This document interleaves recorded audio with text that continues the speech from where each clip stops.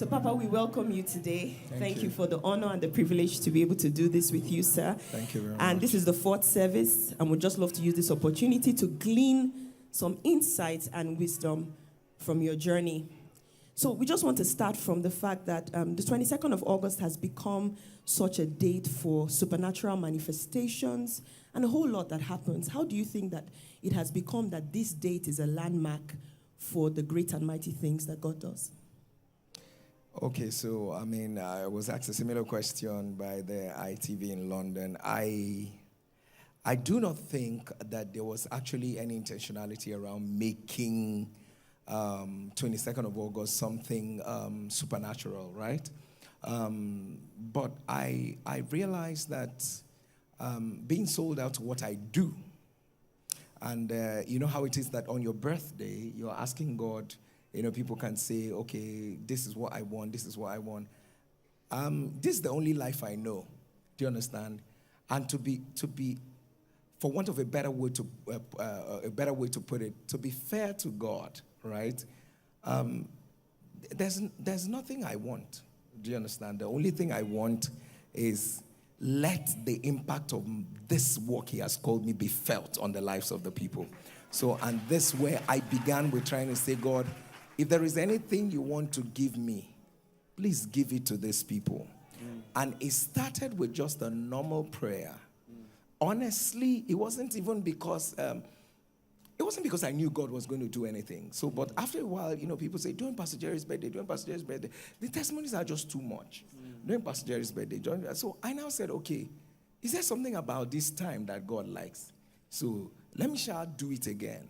So, and then by the time you know what's happening, unimaginable testimonies. So there was no intentionality of trying to say, this will happen during this time.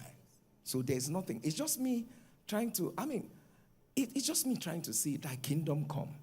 If you will find a space during my birthday, please use it and bless the lives of the people. If that will become a faith anchor to some people and say, on this special day of his life, Lord, this is what I want. Do it for the longest, actually, I don't think I've had a prayer point. My prayer point is my assignment. So, and everyone close to me knows that within the boundaries and the confines of my assignment, please don't come close. Don't come close. If it's my assignment, don't ever come close. My assignment is my life, is my heart, is what I live for. You people have an idea. Thank you so much. Thank you so much, Papa. Indeed, we do have a robust idea, and thank you for all you do. And Papa, one of the things that we can significantly say is that you started your journey with God at a very young age. How has that, or do you think, or how has that shaped you for this assignment God had called you to do now? How has that in any way, starting early, your journey with God, your encounters, what are those encounters and those journeys that you believe, has shaped you to being the man that God has ordained or prepared for pioneering this assignment? I can't pinpoint. I think every man of greatness is a product of many encounters. Do you understand? So, and you cannot bank on the encounter of yesterday. But if there is what I would call a watershed, which is what I honestly, I'm going to share with my people. So I actually blotted out to my people today. I say, I forgot something very landmark I wanted to do today. So the first person God used to speak about my calling ministry, I wanted to bring her here today. So, but I forgot. I have talked about her many times. No, she's not my pastor's wife who is late. She's not the one. So, but the at that time, but she's mommy now, But at that time, she spoke prophetically. If you heard that story where I said I was lying under the chair, right, and then she came and then told me, "Kuri," Like that was her bringing me out, like speaking in tongues, like it was my old local church. So and that's how she dragged me out and then began to speak about how God was going to use me for the nations. How she saw Jesus carrying me. How, she's still alive.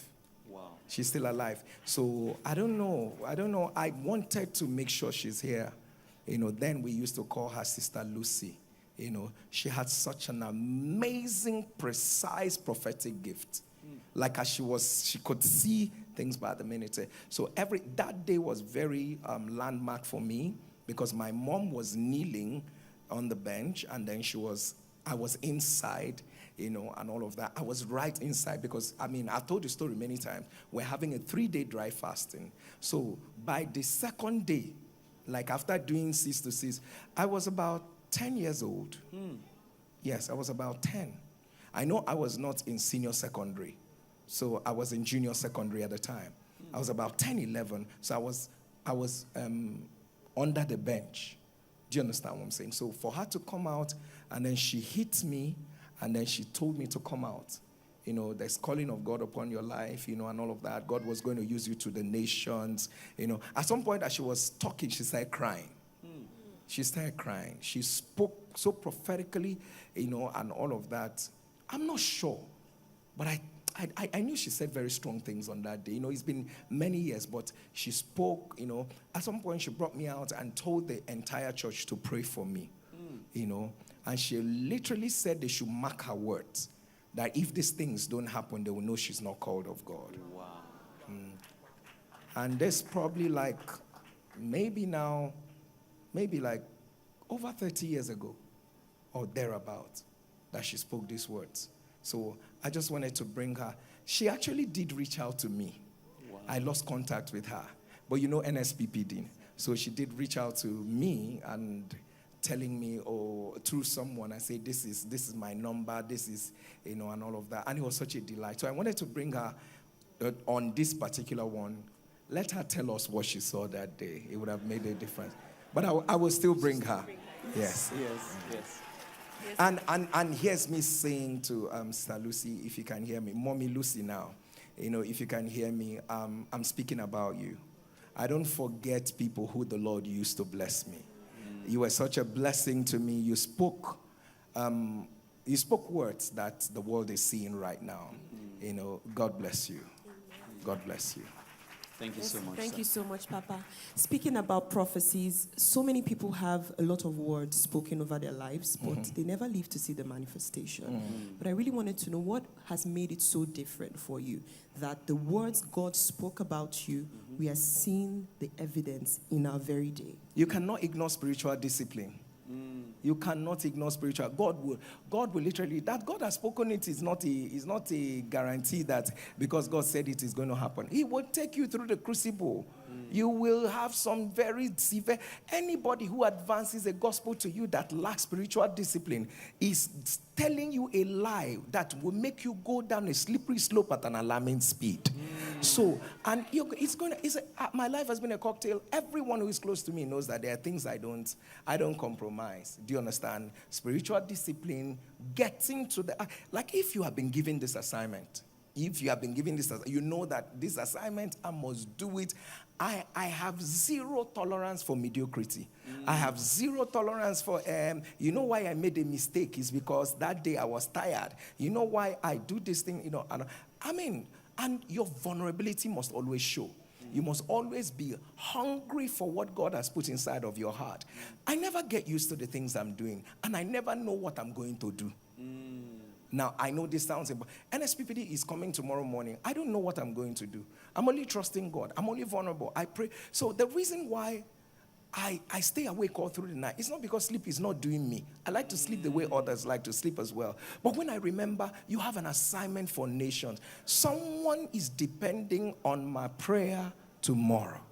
So I was seeing a video with one of my staff, one of the testimonies, and the lady was testifying and spoke about her sister had an accident. I'm sure we are going to see that video, but as he was showing me the testimony, it riled up something again in me. So the testimony said, my sister had an accident, had a brain injury, and all of that, and the sister was having seizure every 5 minutes. Every 5 minutes. So, and this was her praying, crying, and this happened in Enugu, and she was praying, crying. Next thing, she said, I could not wait for 7 a.m. to come. I was praying, Lord, please, let 7 a.m. come, 7 a.m. Only for her to get on the altar. Next thing she hears is that there is somebody here. You are having seizure every 5 minutes. Wow. So, Wow. How can lives depend on you that way? You don't know your calling. You don't know your calling. So for me, it's a cocktail of spiritual discipline. I try to, it's not because it's your discipline that will make the miracle happen, but your discipline shows how prepared and available you are. And so God is always willing to use available vessels. So by your spiritual discipline, by how I'm aggressive in my assignment. I am extremely very aggressive in the secrets, in the open, and all of that. If I'm talking with you and it reaches the time for my midnight prayers, I'll tell you, sorry, you just have to leave now. I am going to pray right now. So, and that is what it is. And then I pray and all of that. So this is what it is. And I want to tell people, stop worrying for me. Do you understand what I'm saying? Stop worrying for me and all of that. Whatever you think might go wrong will never go wrong. That is number one. But number two, let me add that even if it goes wrong, I'm not here to live my life. I'm here to live the life of he that sent me. So, and the only way I want to die is die doing the work of God. That's the only way I want to die. So if the work of God will kill me, shikina. So, and that's it. So all of these things are cocktails of spiritual discipline. So being able to focus on, and there are days I keep saying to God, maybe you can take away this burden. I hate to see people hurt. I hate to, away from even ministry, people who know me know that I have such a large heart. I don't know, but you know how your compassion wells up. So I'm that kind of person. I don't like to see anybody hurt. So if the least I can do is this, then what is it? Then not to think of now God trusting me with the responsibility. A mother with an autistic child is waiting for 7 a.m. They are waiting for 7. They are waiting for what God would. Do you know how many people all over the world, people are gathered from India to where have you not go? By the time sometimes when you think about, there's a prime minister I'd never heard of, and all of that. I had to reach out to someone. I didn't even know that country existed. And I reached out to the person, and the person sent me a message last night, and he said to me, the prime minister of so and so country wants to reach you. And I'm asking myself, how will I take know me? Do you understand what I'm saying? But all of these things, for me, what he pointed out, say, even up to that point, I have extended the reach of your voice. So, ministry is not about being a celebrity. It's not about showing up. It's not about, if it is all of those things, I don't have something that has taken my time. Something that has taken for the past 5 years, I've never gone on holiday. I've never gone on. So even if it is about anything physical and all of that, so how are you going to even enjoy the physical things you have? All of the things that matter, I count them dung for the excellency of Christ. For me, that is all that matters. Streams of joy, Abuja. Can we celebrate our Papa, this gift that keeps on giving? You are not shouting. Papa, we are grateful. Thank you, sir. Thank you, sir. Thank you so much. Thank you, sir. And the beautiful thing is that people who take a posture to die on the assignment never die on the assignment. So we are excited. It's a good place, and we celebrate your heart for that. But before we leave, because, we can keep drinking and drinking the well of wisdom, we want to know, do you have any words that you think within the last 1 year, looking at this year, counting a new year, looking back from your last birthday till now, are there lessons you would say you've learned so far that you would want us to know, you would want to share to us, that we should run with for this season? In the past 1 year, what has God taught me in the past 1 year? Sometimes He doesn't show you everything, but start following the ones He has showed you. So He's not going to give you a full picture of what it is, but then again, the ones He has laid out for you, follow them. Never try to validate your assignment by the applause. So, and this is me saying to everyone who is coming up in ministry, and even if you are not applauded, believe what He told you. So, I mean, if someone can sit back and say, oh, Pastor, you are being applauded all over the world. But I want to say to someone that even if you're not applauded, believe what He told you. And I want to say to anyone, never second guess the voice of God. What you are hearing is correct. Do you understand what I'm saying? What you are hearing is correct. Never second guess, because God will speak to you. Never second guess it. What you're hearing is correct. And the truth of the matter is that let God choose your people for you. Everybody that loves you must not assess you. Let God choose your people for you. Let God choose who will be. And no matter what happens, whether you feel like you have failed God, or you're right with God, or you're good with God, or you're not in a good place with God, understand that He needs you in His presence more than what you have done wrong. So, which is very key. He needs you in His presence. Don't say, oh God, because of this, I cannot. And I want you to understand, and this is what I keep saying, don't ever imagine that the seasons where you became lazy or quiet, other people are lazy. So, the moment you decided to relax and misbehave, other people are working on their destiny. So, as we speak, there are people who go tonight and go back and pray. As we speak, there are people who are going to go back tonight and they are going to sleep. So, I want you to know, every time you're sleeping, somebody is working. Don't come out tomorrow and look at their evidence and say, but why are they having this? But what you don't know is that you never did what they did. So, which is very critical. And I also want everybody to realize that in this season, God will always use the available. Once you are, there is no end to how God will use a man that is available. There's no end. Once you are available, Lord, I am available. I want you to, and let me also say this, you do not have a blueprint of how God is going to do or what God will do with your life for your new season. I know you know what He has done in the former season, but you don't have an idea what the blueprints God is going to use for the new season. So all you need to do is to say, Lord, whatever you want, yes, sir. However you want it, yes, sir.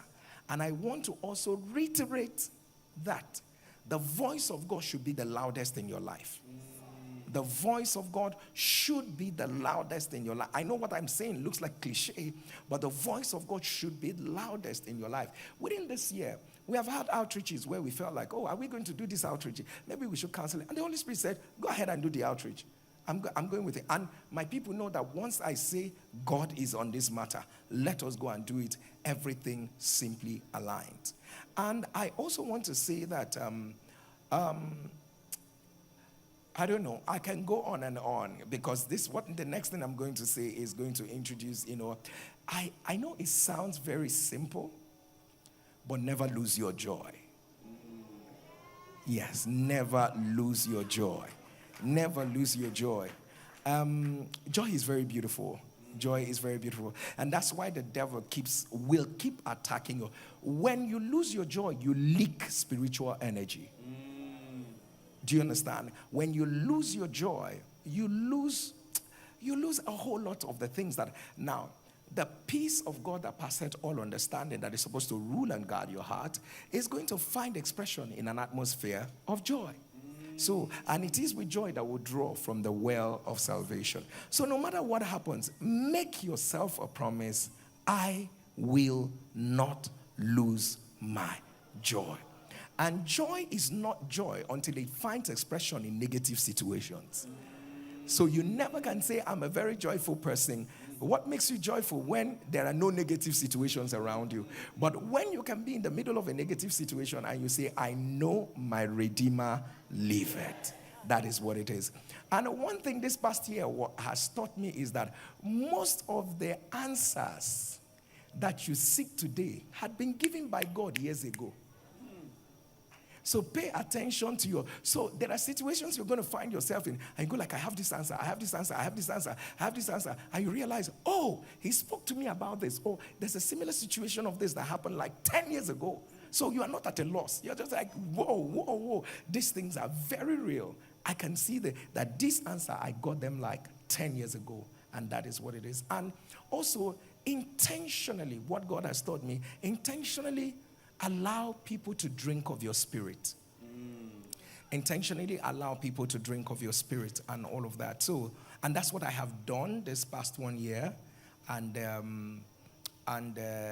yes, I've done it this past 1 year. So I have... I know that standing in front of God, sitting in front of God's people, I have hit both of you hard the most. You know, not the most, but I've hit you hard. So, and this is me trying to say that you people will be that thing. You don't look up as I'm not, as much as God is doing a great work in my spirit, but when I look at you people, I want you to be like me. Yes, sir. So when I see that thing that I believe that this is not me, I will hammer on it. I will shout about it. I will keep quiet with you people for 2 days, and then after that, you will come full circle. So, and that's also one thing that God has taught me in this. And like always, in the past 1 year, laugh at everything. Laugh at good things. Laugh at yourself. Laugh at. I love to laugh. So that's also one thing in the past 1 year. I love to laugh, and I love to be around happy people. Happy people, and basically, I could go on and on. Do you still want me to go on? Thank you so much. I mean, for us, we wouldn't want to stop, but for the want of time. Thank you so much. You're laboring for us night and day, and we are just grateful, sir. Thank you so very much, Papa. Thank you, church.